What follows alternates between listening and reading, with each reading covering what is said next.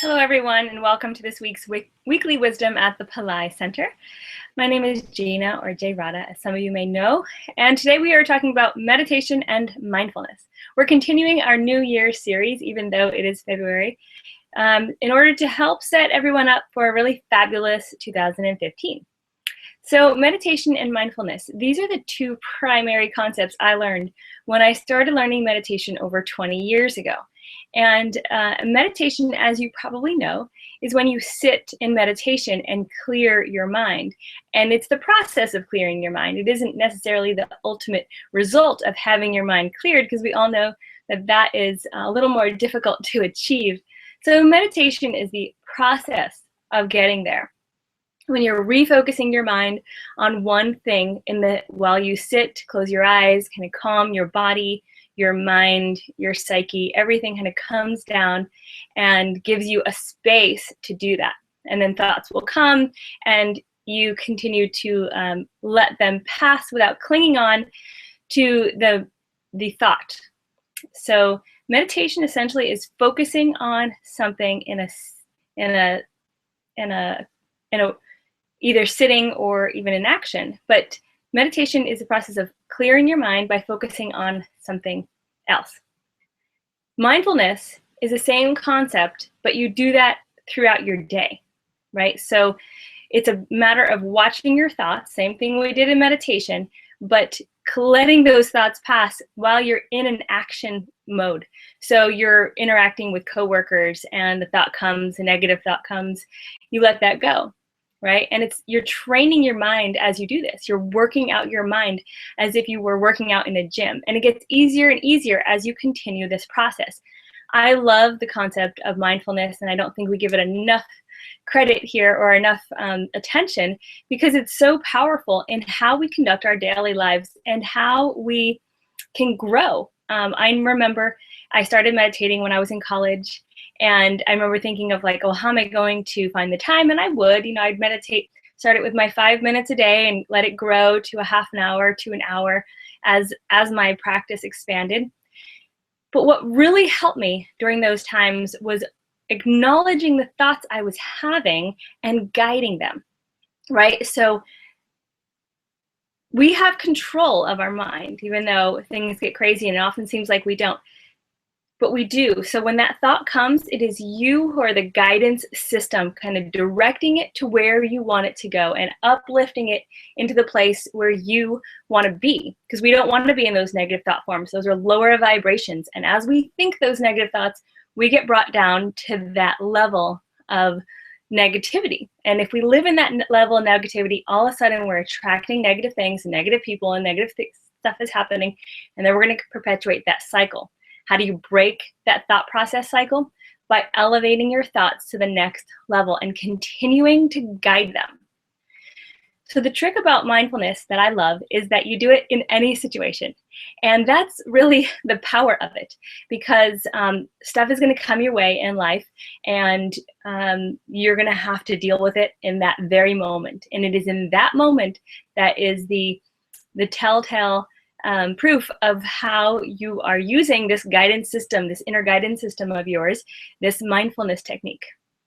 Okay, so thoughts are coming at you, they're happening, and you are in control of moving them around, guiding them, letting that one go, and choosing to pick a higher stance, higher thought process. That's one way. The second way to practice mindfulness is to create the thoughts, right? So putting your intention out in the world of how you want those thoughts to go for yourself for the day. Doesn't mean it's going to go that way, but you put the intention out, and now you're following through on that intention. And guess what? Life will conform around your thought process and your intention the more you stick to it.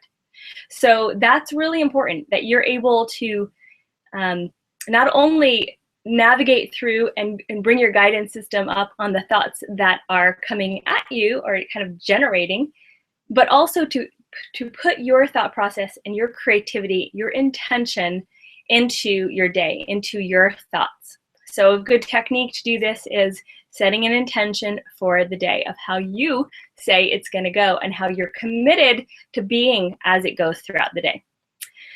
This week, I'm going to be giving a workshop on February 14th, and I'd love for you to join because we are going to do some more of those techniques. It's absolutely free. You just have to register for it. So meditation and mindfulness, when they're put together, create a very powerful practice. And even if you're doing 5 minutes of meditation, pick a mantra from Dr. Pillai, pick a technique, and start doing that on a daily basis. But then also include your mindfulness techniques, your mindfulness practice. That is going to make a world of a difference, I promise. And we'd love to hear from you. Please put some comments below on how things are going for you. Even post a question, and maybe we'll be able to get to them in the future, and maybe next week, or however the Hangouts or Weekly Wisdom will be organized.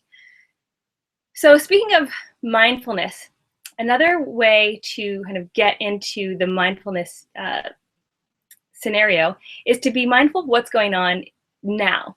So for example, if you are watching this, you're most likely a student of Dr. Pillai, and he's in India right now on the second trip of the 3-week India trip journey. And he'll be talking about some deep experiences of Patanjali Yoga Sutras.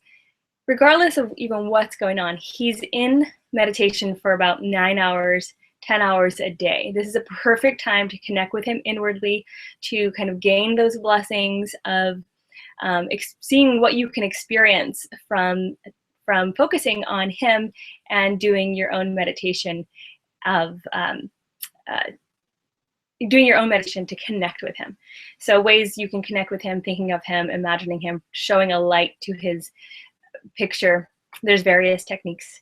Even just praying is so powerful. So I'm pulling this into the video today because it is timely, and mindfulness is also about being in the moment, very much in the moment. So I want you to gain the most power and experience that you can from Dr. Pillai's India trip, even though you're not there right now. So tapping into him while he's in this deep session of meditation would be very powerful for all of us.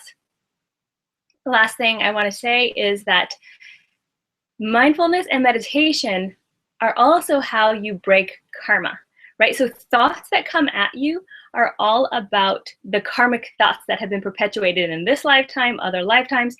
You probably have a set of thoughts you think over and over again. And if they're negative, those are the thoughts we want to break out of. And so really, meditation and mindfulness is a process of breaking free of those old thought patterns. If you haven't already checked out Dr. Pillai's New You program, it's about breaking free from the past. And it's a 5-week course. I've been promoting it for the new year because it's a perfect way and perfect time for you to really get into a new mindset and implement these techniques along the way. So New You, we'll put the link below when this video is ready, and you can check that out. So hope that you can use these techniques to make your new year and your new you even better, because as I mentioned several times, we're creating an amazing 2015. I started a program called 365 Days of Awesome. Like I said, I'll be doing a workshop, so please register for that if you'd like to participate. It's absolutely free. And tap into Dr. Pillai as he's in India.